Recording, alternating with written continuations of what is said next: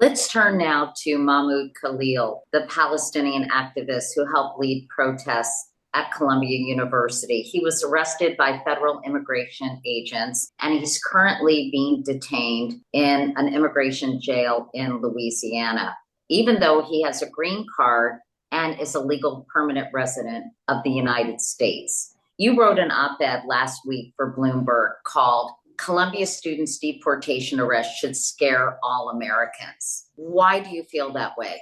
To begin with, if you're a green card holder, you have a constitutional right to free speech the same as a citizen. That's not obvious to everybody, understandably. So let me just say it again. The Supreme Court has held since World War II, so for some 80 years, that if you're a green card holder, you're living here legally, you're a resident, and you're not a citizen, you have the same free speech rights as you and I do. And what happened here is that the administration claims to be using a law that's on the books that says if the Secretary of State determines that your presence in the United States is a threat to our foreign policy interests, you can be deported. Now, that law has never been used, as far as I'm able to determine, to exclude someone from the country, to deport them rather, based solely on their political opinions. They've tried to use it in the past. The Clinton administration even tried to use it to deport people who were being extradited to other countries. But it wasn't because of their opinions. It was because of alleged crimes. So I believe it's clear as a matter of law that it would be unconstitutional to deport someone from the US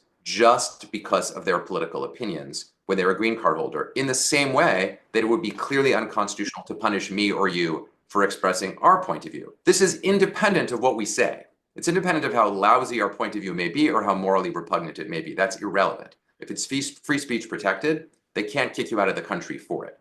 And in that sense, a threat to one person's free speech rights is a threat to all of our free speech rights. Because if the government can deport Khalil on this basis, then in principle, they should be able to punish American citizens for otherwise protected free speech. This was not only about free speech, though, it's also about due process, is it not? It is. And one of the problems with the law that I mentioned that says the Secretary of State can just determine that your being here is bad for our national interest and kick you out is that that law doesn't, as written, give you a chance to appear in court and say, wait a minute, this isn't me, or I didn't do this, or make other kinds of factual objections. And interestingly, when the Clinton administration tried to use it back in the 1990s, Judge Marion Trump Barry, that's Donald Trump's sister, who was a federal district court judge at the time in New Jersey, actually ruled that the law was unconstitutional altogether, in part because it didn't afford due process to the person being deported. Now, the Court of Appeals overturned that on different grounds, so that's not binding precedent, but it's kind of remarkable